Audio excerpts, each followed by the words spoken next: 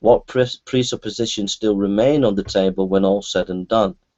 As we have looked at the history of historical Jesus studies and the new atheist, we all have to be more conscious of our bias, be more honest and upfront about it, or if not, we'll just go round in circles confirming what we want to believe rather than letting the evidence speak for itself. Scholars can even try to trick the public into thinking they are more objective than they are. An example is scholars who use the Bayes theorem, such as the atheist Richard Carrier, in proving Jesus did not rise from the dead.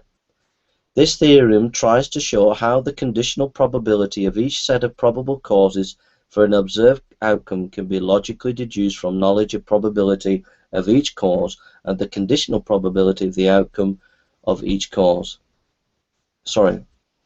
This theorem tries to show how the conditional probability of each set of probable causes for an observed outcome can be logically deduced from knowledge of the probability of each cause and the conditional probability of the outcome of each cause.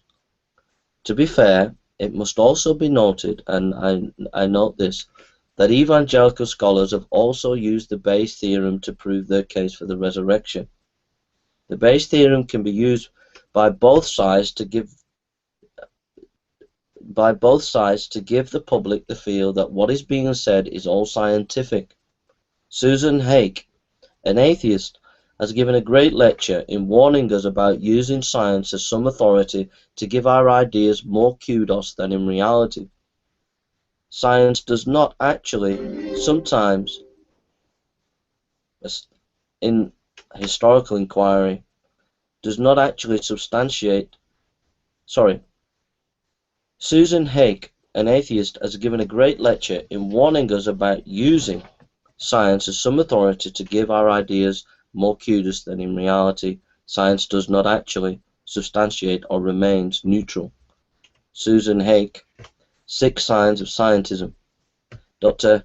Hake's talk at the Rotman Institute of Philosophy at the University of Western Ontario on January the 7th, 2011, engaged scientism, the view that natural science is the most authoritative way of looking at the world and is superior to other interpretations of life.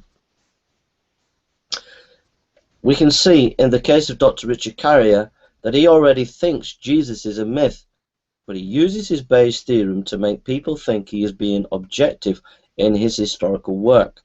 The Bayes theorem and the modern historian proving history requires improving methods, Dr. Richard Carrier. What Dr. Richard Carrier fails to tell people is the theorem is not used by most historians and is subjective in many cases when used for the historical task. The great difficulty, in quotes, about applying the theory is that it is often not at all clear what value should be given to the prior probability, end of quote. David Bartholomew, statistician, page 117, The Resurrection of Jesus, M. Licona, IVP. Next quote. Thus the Bayes theorem is subjective, end of quote, David Bartholomew, page 117, Licona. Next quote. Virtually no historian has used it, end of quote, Dr. McClurgh, M-C-K-U-L-L-A-G-H, page 117, Licona, end of quote. Next quote. It is unclear how the Bayes theorem can be worked out in practice, end of quote, Dr. Tucker, page 117, Licona. So now we've looked at presuppositions and how we're all biased. Now we're going to look at, and I've tried to be fair, I have said that evangelical scholars can also be biased, but specifically given in-depth analysis of For Atheist and Richard Carrier's Bayes theorem. Next part of the lecture. Next part of the lecture. Methodology. In the methodology, we're going to look at comprehensiveness and depth, the historical grammatical method, historical criteria, and E.P. Sanders. Methodology. No, A. Comprehensiveness and depth. Adolf Schlatter, 16th of August to 1852 to to 19th of May 1938 wrote over 400 papers on theology and New Testament studies. He is ranked as one of the great theologians of modern times, equal in stature to that of Bultmann. His historical method will be used for this lecture.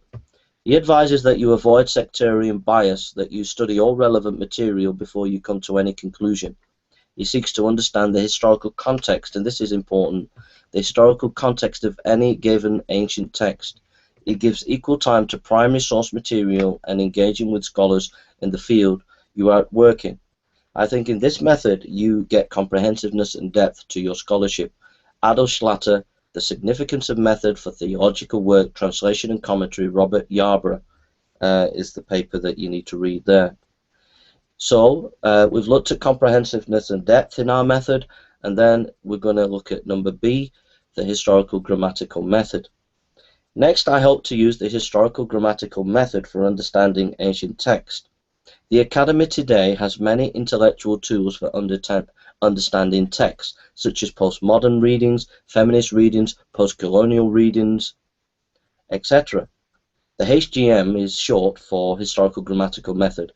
HGM treats text in a fair and wide-ranging way. It is able to draw on textual criticism, source criticism, redaction criticism, but does so in the interest of seeking, and this is the point, of what the text meant in its own time. Dr. Bob Utley explains what the HGM way is.